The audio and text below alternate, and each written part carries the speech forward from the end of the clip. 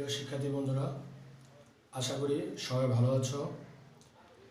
গতকালকে আমরা অনুপাত বিশ্লেষণের বিভিন্ন তথ্য নিয়ে আলোচনা করছিলাম। অনুপাত বিশ্লেষণ কাকে বলে, এর শ্রেণী বিভাগ প্লাস একটা সূত্র আমরা শিখছিলাম এবং সেটা দিয়ে একটা ছোট একটা অঙ্ক করেছিলাম।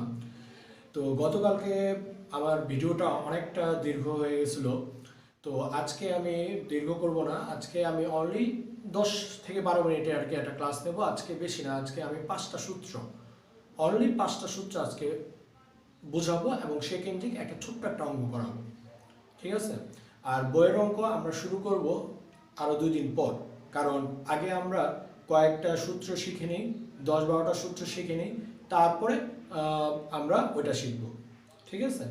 অঙ্কগুলো করব। মোটামুটি আমি চিন্তা করেছি আমি 15টা সূত্র আগে বুঝাবো, 15টা সূত্র বুঝাইয়া তারপর আমরা বইয়ের অঙ্ক শুরু করব। তার মানে ধরে নাও যে মোটামুটি আমরা 2 থেকে 3 দিন পর আমরা বইয়ের অঙ্ক শুরু করব। তো আপাতত আমরা কিছু সূত্র দেখব, কারণ এই অধ্যায় শুধু সূত্র কেন্দ্রিক। যদি তুমি সূত্রগুলো ভালো মতো পারো তাহলে এই অঙ্কগুলো খুবই ভালো মতো পারবে, ঠিক আছে? তো আমরা কথা না বাড়ি অঙ্কে চলে যাই। অনুপাত সমূহের সূত্র। 1 নম্বর সূত্র হচ্ছে চলতি অনুপাত। চলতি অনুপাত হচ্ছে সবচেয়ে ইম্পর্টেন্ট একটা অনুপাত। আজকে যে আমি তার আগে বলে রাখি, আজকে যে আমি 5টা সূত্র নিয়ে আলোচনা করব, এই 5টা সূত্র প্রত্যেকটা অঙ্কেই পাইবা, প্রায় প্রত্যেকটা বইয়ের প্রত্যেকটা অঙ্কেই এই 5টা সূত্রে অ্যাপ্লাই আছে। সো এই 5টা সূত্র বাধ্যতামূলক ভালো মতো মুখস্থ রাখতে হবে। তো 1 নম্বর হচ্ছে চলতি অনুপাত। চলতি অনুপাত কাকে বলে? একটা প্রতিষ্ঠানে চলতি দায়ও থাকতে পারে, চলতি সম্পদও থাকতে পারে। চলতি দায় কাকে বলে? যা গতকালকে আমরা শিখছিলাম, যে দায় 1 বছরের মধ্যে পরিশোধ করতে হবে। আর চলতি সম্পদ কাকে বলে? সেটাও গতকালকে শিখছিলাম, যা 1 বছরের মধ্যে শেষ হয়ে যাবে। তার মানে চলতি দায় পরিশোধ করার জন্য চলতি সম্পদ প্রতিষ্ঠানে রাখতে হয়, ঠিক আছে? তো এখন একটা জিনিস মনে রাখবা যে প্রতিষ্ঠানে যত চলতি দায় আছে তার বিপরীতে পর্যাপ্ত পরিমাণে চলতি সম্পদও রাখতে হবে। আর সেই চলতি দায় পরিশোধের জন্য চলতি সম্পদ কতটুকু মানে প্রতিষ্ঠানে বিদ্যমান আছে তা এই অনুপাত দ্বারা জানতে পারি। তো চলতি অনুপাতের সূত্র হচ্ছে চলতি সম্পদ ডিভাইডেড বাই চলতি দায়। মানে একটা প্রতিষ্ঠানের যত চলতি সম্পদ আছে সব চলতি সম্পদ যোগ করবা, একটা প্রতিষ্ঠানের যত চলতি দায় আছে সব চলতি দায় যোগ করবা, এরপর চলতি সম্পদকে চলতি দায় দিয়ে ভাগ দিবা, তাহলে যেটা পাইবা, যে উত্তরটা পাইবা সেটাই হচ্ছে চলতি অনুপাত। তো এর আদর্শ মান 2:1। 2:1 2:1 মানে কি? 2:1 হচ্ছে 2:1, তার মানে উপরে হচ্ছে 2, নিচে হচ্ছে 1। সবসময় মনে রাখবা আগে যেটা সেটা উপরে, পরে যেটা সেটা নিচে, মানে 2:1। 2:1 মানে হচ্ছে 1 টাকা চলতি দায় মেটানোর জন্য বা পরিশোধের জন্য তোমার 2 টাকা চলতি সম্পদ বাধ্যতামূলক রাখতে হবে। কোন প্রতিষ্ঠানে যদি 1 টাকা চলতি দায় পূরণের জন্য বা দায় পরিশোধের জন্য 2 টাকা চলতি সম্পদ থাকে তাহলে ওই প্রতিষ্ঠানটা ভালো। এর বেশি থাকলেও খারাপ, এর কম থাকলেও খারাপ। কারণ চলতি সম্পদ বেশি প্রতিষ্ঠানে থাকা মানে কি? ওই সম্পদের কার্যকারিতা হ্রাস পাচ্ছে, কারণ ওই অতিরিক্ত না রেখে পর্যাপ্ত পরিমাণে চলতি সম্পদ রেখে বাকি টাকা যদি ব্যাংকে বা অন্য কোনো খাতে বিনিয়োগ করা যায় তাহলে প্রতিষ্ঠানের জন্য সেটা লাভজনক বেশি হয়। সে কারণে 1 টাকা চলতি দায় পূরণের জন্য 2 টাকা চলতি সম্পদ থাকাই যথেষ্ট।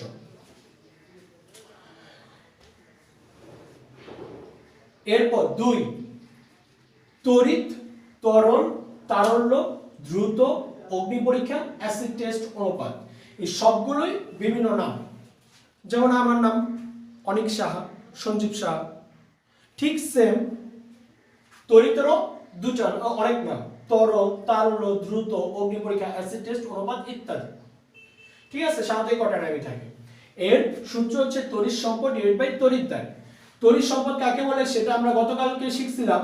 তড়িৎ সম্পদ কাকে বলে? তড়িৎ সম্পদ গতকালকে ছিল সংজ্ঞা ছিল এরকম যে চলতি সম্পদের থেকেও যা সহজে নগদে রূপান্তর করা যায় সেই সব সম্পদকে তড়িৎ সম্পদ বলে। আর চলতি দায়ের থেকেও অতি দ্রুত নগদ পরিশোধ করা যায় সেই দায়কে তড়িৎ দায় বলে। তো তড়িৎ অনুপাতের সূত্র হচ্ছে তড়িৎ সম্পদ ডিভাইড বাই তড়িৎ দায়। মানে তড়িৎ সম্পদকে তড়িৎ দায় দিয়ে ভাগ দিলে আমরা যেটা পাই সেটাই হচ্ছে তড়িৎ অনুপাত। এর আদর্শ মান 1:1। 1:1 মানে কি? 1 টাকা তড়িৎ দায় পূরণের জন্য তোমার 1 টাকা তড়িৎ সম্পদ থাকতে হবে। এর বেশি থাকলেও প্রতিষ্ঠানের জন্য অমঙ্গল, কম থাকলেও অমঙ্গল। তার মানে কি 1:1 হতে হবে। তড়িৎ সম্পদের বের করার একটা সূত্র, যা আমি গতকালকে বলছিলাম। তড়িৎ সম্পদ বের করার সূত্র হচ্ছে চলতি সম্পদ থেকে সহপরিমজুত পণ্য আর অগ্রিম খরচ বিয়োগ দিতে হয়। কেন বিয়োগ দিতে হয়? কারণ সহপরিমজুত পণ্য আমি চাইলেই বেচতে পারবো না, যা গতকালকে আমি আলোচনা করেছিলাম। আর অগ্রিম খরচ আমি চাইলে একসাথে আমি করতে পারবো না। যদি আমি বাড়ি ভাড়া 3 মাসের অগ্রিম দিয়ে রাখি, আমি 1 সেকেন্ডে সেই 3 মাস একত্রে করতে পারবো না। অথবা সহপরিমজুত পণ্য আমার যেটা মজুত পণ্য রয়ে গেছে, যেটা আমি বেচতে পারি নাই, সেটা আমি চাইলেও বিক্রি করতে পারবো না। তার মানে এই দুইটা জিনিস আমি সহজে নগদে রূপান্তর করতে পারবো না। সেই কারণে তড়িৎ সম্পদের সূত্র হচ্ছে চলতি সম্পদ, পৃথিবীতে যত সম্পদ আছে চলতি সম্পদ, সব চলতি সম্পদ যোগ করবা, তার থেকে সহপরিমজুত পণ্য আর অগ্রিম খরচ বিয়োগ দিবা। কেন? কারণ এই দুইটা তড়িৎ সম্পদ না, সে কারণে এই দুইটা কি করতে হয়? বিয়োগ দিতে হয়। বিয়োগ দিলে কি পাইবা? তুমি তড়িৎ সম্পদ পাইবা। আর তড়িৎ দায় বের করার সূত্র হচ্ছে চলতি দায় বিয়োগ ব্যাংক জমাতিরিক্ত। মানে পৃথিবীতে যত চলতি সম্পদ আছে সব চলতি সম্পদ যোগ করবা, তার থেকে ব্যাংক জমাতিরিক্ত বিয়োগ দিলে কি তড়িৎ দায় পাইবা। এখন অনেকে একটা প্রশ্ন রাখতে পারে যে স্যার, প্রশ্নে যদি সহপরিমজুত পণ্য বা অগ্রিম খরচ বা ব্যাংক জমাতিরিক্ত না থাকে, তাহলে আমরা কিভাবে করব? তাহলে ওইখানে জিরো দিবা, তাহলে ওইটা জিরো হয়ে যাবে। ঠিক আছে। এরপরে হচ্ছে 3 কার্যকরী মূলধন অনুপাত বা চলতি মূলধন অনুপাত। কার্যকরী মূলধন অনুপাত বা চলতি মূলধন অনুপাত। আরেকটা কথা বলে রাখি, মূলধনকে অনেক ভাবে ভাগ করা আছে। তো এখানে আমরা যেটা নিয়ে আলোচনা করছি, মূলধনকে মূলত 2 ভাগে ভাগ করছে। তো বিভিন্ন ক্যাটাগরিতে বিভিন্ন ভাগে মূলধনকে অনেক ভাগে ভাগ করছে। তো আমরা এই অঙ্কের দৃষ্টিকোণ থেকে মূলধনকে 2 ভাগে ভাগ করছে, একটা স্থায়ী মূলধন আর একটা হচ্ছে চলতি মূলধন। তো চলতি মূলধন কাকে বলে? যেমন আমি একটা ছোট্ট একটা উদাহরণ দিচ্ছি। ধরো আমার পিৎজা উৎপাদনকারী প্রতিষ্ঠান। এখন আমার 4 জন পিৎজা ডেলিভারি বয় আছে, তারা কি করে? আমার থেকে পিৎজা নিয়ে বিভিন্ন জায়গায় সাপ্লাই করে। এখন আমি মালিক, আমি নিজে 4টা বাইক কিনে দিলাম, 4টা বাইক কিনে দিলাম এই পিৎজা পৌঁছে দেওয়ার জন্য। তো এই যে বাইক আমি নিজে কিনে দিলাম, এটা কিন্তু এককালীন দিলাম, এটা হচ্ছে স্থায়ী মূলধন। আর এই বাইক চালানোর জন্য যে তেল হোক বা ডিজেল হোক, যাই লাগুক, সেই মানে বাইক চালানোর জন্য যে তেল খরচ বা অন্যান্য যে আদার খরচগুলো আছে, সেগুলো আমি দেব, মালিক মানে আমি দেব। এগুলো কিন্তু প্রতিনিয়ত দেব। এগুলি হচ্ছে চলতি মূলধন। মানে স্থায়ী মূলধন হচ্ছে এককালীন দেওয়া হয়, আর চলতি মূলধন হচ্ছে মাঝে মধ্যেই দেওয়া হয়। কারবার পরিচালনা করার জন্য যে কোনো সময় মালিক তা দিতে পারে, সেটা হচ্ছে চলতি মূলধন। তো সেই কার্যকরী মূলধন বা চলতি মূলধন অনুপাতের সূত্র হচ্ছে কার্যকরী মূলধন বা চলতি মূলধন ডিভাইড বাই চলতি দায়। এখন কার্যকরী মূলধন আবার বের করতে হবে। কার্যকরী মূলধন বা চলতি মূলধন বের করার সূত্র হচ্ছে চলতি সম্পদ বিয়োগ চলতি দায়। এখন অনেকে এই জায়গাটায় ভুল করে, এই একটা জায়গায় ম্যাক্সিমাম স্টুডেন্টে ভুল করে। যেমন আমার এখনো মনে আছে, আমি যখন ইন্টারমিডিয়েট টেস্ট পরীক্ষা মানে কলেজের টেস্ট পরীক্ষা দেই, মানে ফাইনাল পরীক্ষার আগে আমাদের যে কলেজের টেস্ট পরীক্ষা হয়, সেই টেস্ট পরীক্ষায় আসছিল কার্যকরী বা চলতি মূলধন। ঠিক আছে, কিন্তু আমার অনেক ফ্রেন্ড সার্কেল এই কার্যকরী বা চলতি মূলধন অনুপাত দিয়ে দিছে, চাইছে মূলধন দিয়ে দিছে অনুপাত। এই জিনিসটা কিন্তু খেয়াল করবা, কারণ এই জায়গাটায় অনেকে ভুল করে। কার্যকরী বা চলতি মূলধন অনুপাত বললে এই সূত্রটা অ্যাপ্লাই হবে, আর কার্যকরী বা চলতি মূলধন বললে এই সূত্রটা অ্যাপ্লাই হবে। তো কার্যকরী বা চলতি মূলধনের সূত্র হচ্ছে চলতি সম্পদ বিয়োগ চলতি দায়। মানে চলতি সম্পদ তো উপরে আমরা বার করলাম, চলতি দায় তো উপরে আমরা বার করলাম, সেই চলতি সম্পদ থেকে চলতি দায় বিয়োগ করলে কি পাইবা? কার্যকরী বা চলতি মূলধন পাইবা। সেটা উপরে বসে দিবা, আর নিচে চলতি দায় দিয়ে ভাগ দিলে কি পাইবা? কার্যকরী বা চলতি মূলধন অনুপাত পাইবা। এর আদর্শ সমান 1:1। এর আদর্শ সমান কি? 1:1।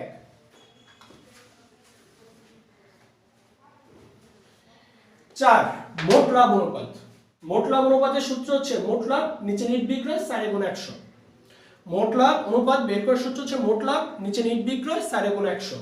এর আদর্শ মান হচ্ছে 20% থেকে 30%।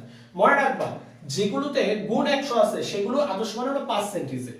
আর সাধারণত মুনাফা সংক্রান্ত যে কটা অনুপাতের সূত্র আছে সবকটাতেই গুণ 100 হয়, এবং মুনাফা প্রতিষ্ঠান যত বেশি হবে ততই ভালো। সেই কারণে আদর্শ মান 20 থেকে 30। যদি কোনো প্রতিষ্ঠান 40% হয়, তাহলে ওই প্রতিষ্ঠান আরো ভালো, কারণ লাভ যত বেশি তত ভালো। আর নিট লাভ অনুপাতের সূত্র হচ্ছে নিট লাভ নিচে নিট বিক্রয় 4/100। আদর্শ মান 5 থেকে 10%। মানে মোট লাভ আর নিট লাভ অনুপাত দেখো একই সূত্র, উপরে মোট লাভ নিচে আর এটা হলো নিট বিক্রয়, সরি একটু ভুল বলছি, মোট লাভের ক্ষেত্রে মোট লাভ উপরে, নিট লাভের ক্ষেত্রে নিট লাভ উপরে, তাছাড়া পুরো সেম একই সূত্র।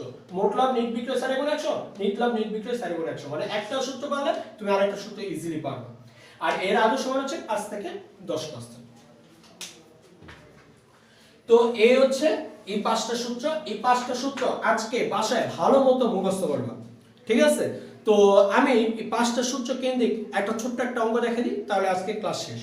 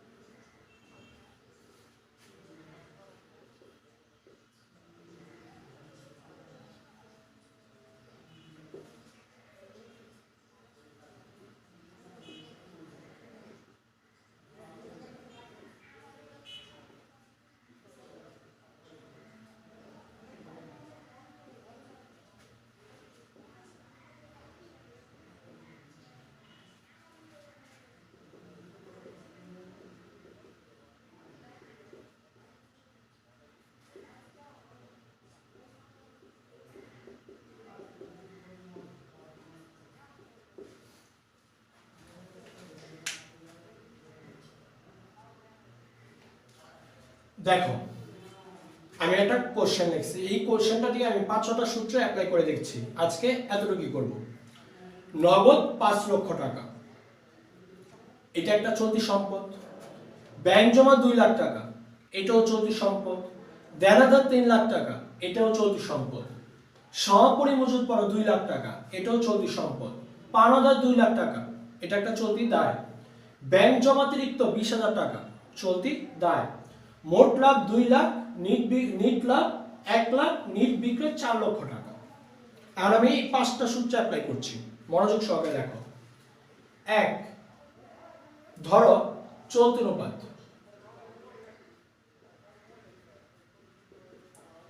চলতি অনুপাতের সূত্র আমরা শিখছিলাম কি? চলতি সম্পদ ডিভাইডেড বাই চলতি দায়। চলতি সম্পদকে চলতি দায় দিয়ে ভাগ দিব। এখন চলতি সম্পদ কি কি আছে যোগ করো। চলতি সম্পদ আছে নগদ যোগ ব্যাংক জমা যোগ দেনাদার যোগ সমাপনী মজুদ পণ্য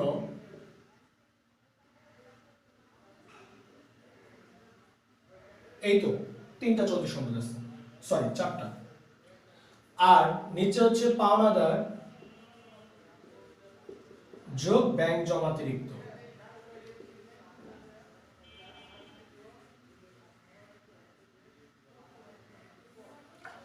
তো এখন দেখো কি কি টাকা বসাও। নগদ হচ্ছে 5 লক্ষ টাকা, ব্যাংক জমা হচ্ছে 2 লক্ষ টাকা, তারপর হচ্ছে পাওনাদার হচ্ছে 2 লক্ষ টাকা,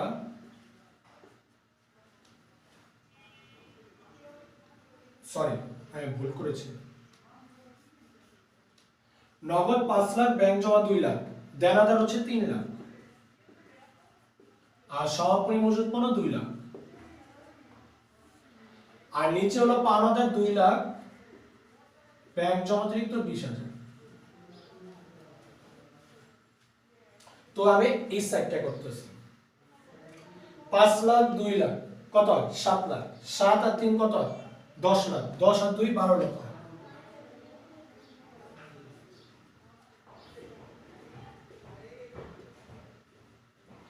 আর নিচে হচ্ছে 2 লাখ আর 20, 2,20,000। 12 লক্ষ টাকাকে 2,20,000 দিয়ে ভাগ দিবা, আসবে হচ্ছে 5.454। আমরা দুই সংখ্যা নেব, 5.45।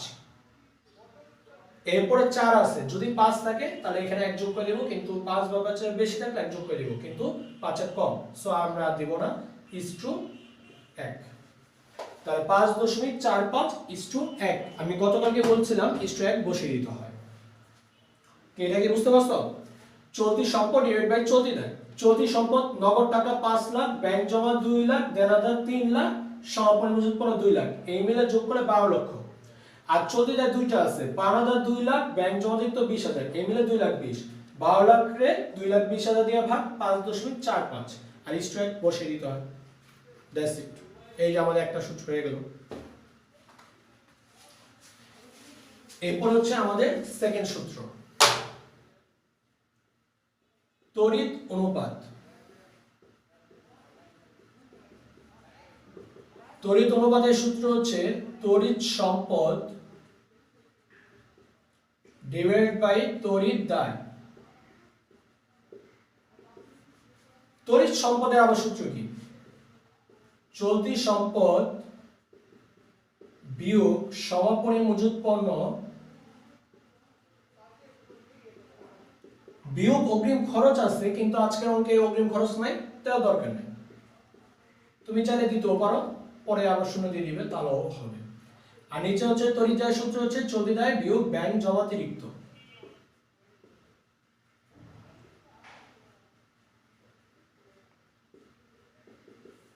চলতি সম্পদে আমরা একটু আগে 12 লক্ষ টাকা বের করছিলাম, তার থেকে সমাপনী মজুত পণ্য 2 লাখ বিয়োগ। চলতি দায় আমরা 2,20,000 বের করছিলাম, তার থেকে ব্যাংক জমাতিরিক্ত 20,000 বিয়োগ। তাহলে 12 লক্ষ থেকে 2 লক্ষ গেলে থাকে কত? 10 লাখ। আর নিচে 2,20,000 থেকে 20 গেলে থাকে কত? 2 লাখ। 10 লক্ষকে 2 লাখ দিয়ে ভাগ, 5:1। তাই তড়িৎ অনুপাতের সূত্র কি? তড়িৎ সম্পদ ডিভাইড বাই তড়িৎ দায়। তড়িৎ সম্পদ দের সূত্র কি? চলতি সম্পদ থেকে সমাপনী মজুত পণ্য বিয়োগ দিতে হয়, আর অগ্রিম খরচ বিয়োগ দিতে হয়, কিন্তু অগ্রিম খরচ আজকে আমাকে নেয়, সো আমাদের দেওয়া দরকার নেই। আর নিচে চলতি দায় বিয়োগ ব্যাংক জমাতিরিক্ত। তাই একটু আগে আমরা চলতি সম্পদ বের করছিলাম 12 লাখ, তার থেকে সমাপনী মজুত পণ্য 2 লক্ষ বিয়োগ 10 লাখ। একটু আগে আমরা বের করছিলাম চলতি দায় 2,20,000, তার থেকে ব্যাংক জমাতিরিক্ত 20,000 বিয়োগ 2 লাখ। 10 লাখে 2 লাখ দিয়ে ভাগ দিলে কত আসে? 5:1। এবার আমরা 3 নাম্বার সূত্র,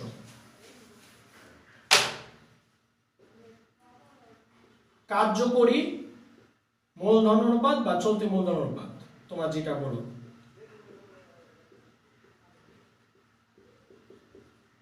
কার্যকরী মূলধন অনুপাতের সূত্র ছিল কার্যকরী মূলধন ডিভাইডেড বাই চলতি দায়। কার্যকরী মূলধনের আবার একটা সূত্র ছিল,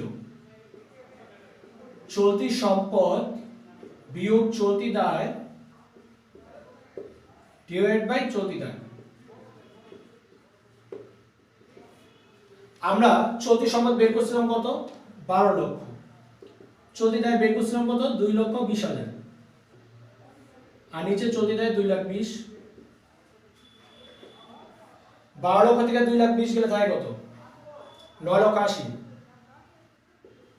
ডিভাইড বাই 2,20,000।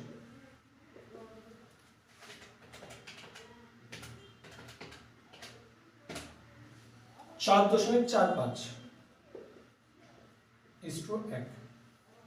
দেখো, কার্যকরী মূলধন অনুপাতের সূত্র হচ্ছে কার্যকরী মূলধন ডিভাইড বাই চলতি দায়। তো কার্যকরী মূলধনের আবার সূত্র কি? চলতি সম্পদ বিয়োগ চলতি দায়। তাই চলতি সম্পদ আমরা 12 লাখ বের করছিলাম, চলতি দায় 2,20,000, আর নিচে চলতি দায় 2,20,000। 12 লাখ থেকে 2,20,000 গেলে থাকে কত? 9,80,000। আর নিচে 2,20,000, 9,80,000 কে 2,20,000 দিয়ে ভাগ, 4.45:1।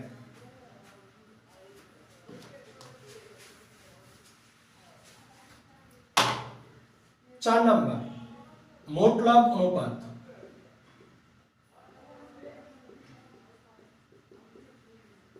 মোট লাভ অনুপাতের সূত্র কি? মোট লাভ নিচে নিট বিক্রয় 60 × 100। মোট লাভ কোশ্চেনে দেওয়া আছে 2 লক্ষ, নিট বিক্রয় কোশ্চেনে দেওয়া আছে 40 লাখ। 60 × 100, 2 লক্ষকে 40 লাখ দিয়ে ভাগ, 60 × 100 আসলে 5%। তাই কি বুঝতে পারছো? আমরা মোট লাভ অনুপাতের সূত্র কি? মোট লাভ নিচে নিট বিক্রয় 60 × 100। মোট লাভ কত? 2 লাখ, নিট বিক্রয় কত? 40 লাখ, 2 লাখে 40 লাখ দিয়ে ভাগ 60 × 100 মানে 5%।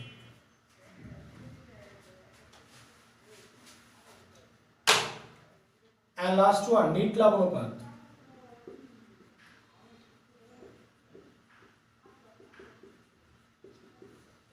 এই সূত্র হচ্ছে উপরে নিট লাভ নিচে নিট বিক্রয় 60 × 100।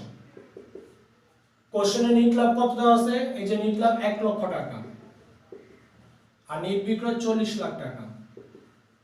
60 × 100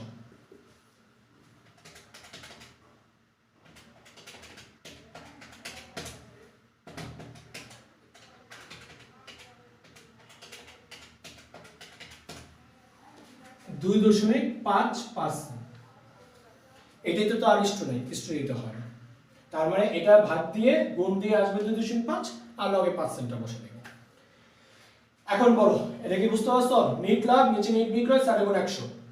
নিট লাভ কত? 1 লাখ, নিট বিক্রয় 40 লাখ, 1 লক্ষে 40 লাখ দিয়ে ভাগ 60 × 100 আসবে 2.5% বসে দেব। এই হচ্ছে এই অধ্যায়ের আলোচ্য বিষয়। মানে এরকম ভাবে প্রত্যেকটা সূত্র এরকম ভাবে লিখবা, টাকা পয়সা লিখবা, যোগ বিয়োগ গুণ ভাগ করবা, রেজাল্ট পেয়ে যাবে। সো এই চ্যাপ্টারের জন্য তোমার যেটা করতে হবে সূত্রগুলো মাস্ট মুখস্থ রাখতে হবে। সেই কারণে আজকে আমি 5টা সূত্র নিয়ে আলোচনা করলাম, এই 5টা সূত্রই ভালো মতো মুখস্থ করবা। আবার কালকে আমি আরো 5টা সূত্র, পরশুদিন আরো 5টা সূত্র, এরপর থেকে আমি বইয়ের অঙ্ক শুরু করবো। ঠিক আছে? সো সবাই ভালো থাকো, সুস্থ থাকো, আজ এই পর্যন্তই।